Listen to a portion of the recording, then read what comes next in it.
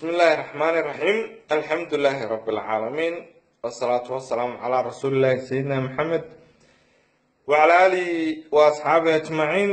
ومن تبعهم بإحسان إلى يوم الدين لما وسلام يا بشر الصومالية رجية دمربا مرو يمضنا يا الملا كسجنتين با بشر الصومالية إمريكا كوباد هرتكو أين ولا سيد دين الإسلام كاشرفت بدن قروح بدن مركلباننا سنتيجة كلركا luuqadda dhaqanka intaasuba aanu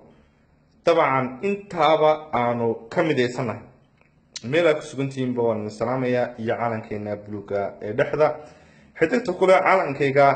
dabcan qolaba calankeedu waa cayne inaga keenu waa cirka oo kale ama calankeenan doogga ee cirka aan daruur wadan midab loogu daray dooggu walaalayaal waa qaafiyadan weyn dabcan waddanka qaar baa waxay leeyihiin doogga weynuguna dooggu waxa weeyaan maaha calankeenu waa blue weeyaan balse awaankii tiri anigana mu ahayn halkaa waxaa la martay un qaafiyadda waxaan jeclaan lahaa caawaan kiliibka yar iskaga soo duubaya waxa weeyaan aad iyo aad baad horta dhanka koobaad aan idinka mahad celinayaa bulshada soomaaliyeed ee beijkayga iyo beijka midnimo daran intaba ku xidhan ee aan walaalaha nahay ee wadaniyiinta kolley bulshada soomaaliyeed waxa ka dhaxeeya wax aan bulshooyinka kale ka dhaxaynin oo lagu kala tegaynin way jirtay weligeedba xifiltan yaroo hoos oo qabiil iyo waxyaaba noocaas laakiinse waxaa jirta waxyaaba aynu ka midaysanahay intaynu ka midaysanahay baa ka badan intaynu isku diidanahay waayo waxaynu ka midaysanahay diinta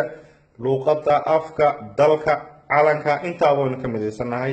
nin siyaasi unbaa xoogaa ina kala dhex dhigay balse bulshada soomaaliyeed waa isku duruuf marka walaalayaal caawa waxaan idinku bishaareynayaa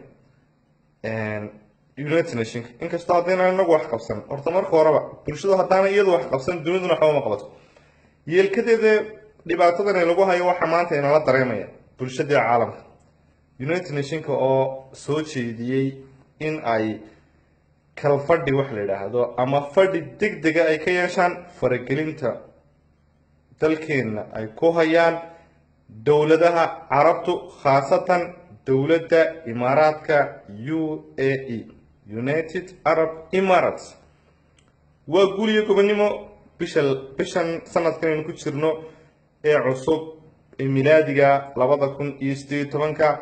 labadii bishii koowaad bay soo jeediyeen waana ka fadhiisan doonaan waa guuliyo gobonimo iyadoo dabcan English ah maqaalkaasuna halkan aan idin soo raacin doonaa bulshada Soomaaliyeed waxaan ugu baaqayaa mar labaad meelay ku sugan yihiinba haniyad jabina ha u joojinana kuwiina kala dilaya meel kasta way joogaan dabcan way badan yihiin xitaa waxay kugu soo dhex dhooman karaan xukuumadda laftigeeda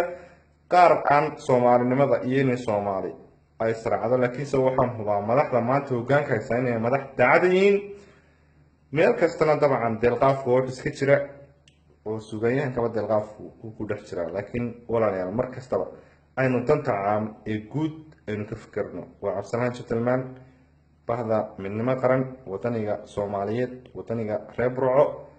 aad baan idin salaamayaa Soomaalinimadu ha waarto Soomaaliya ha midowdo ha israacdo ila Allah raxmaanka tashuushka iyo inta xun iyo maangaalka meel kasta joogaba Allah raxmaanka ha inaga dhex saaro. Assalaamu calaykum waraxmatullaahi wabarakaatuh.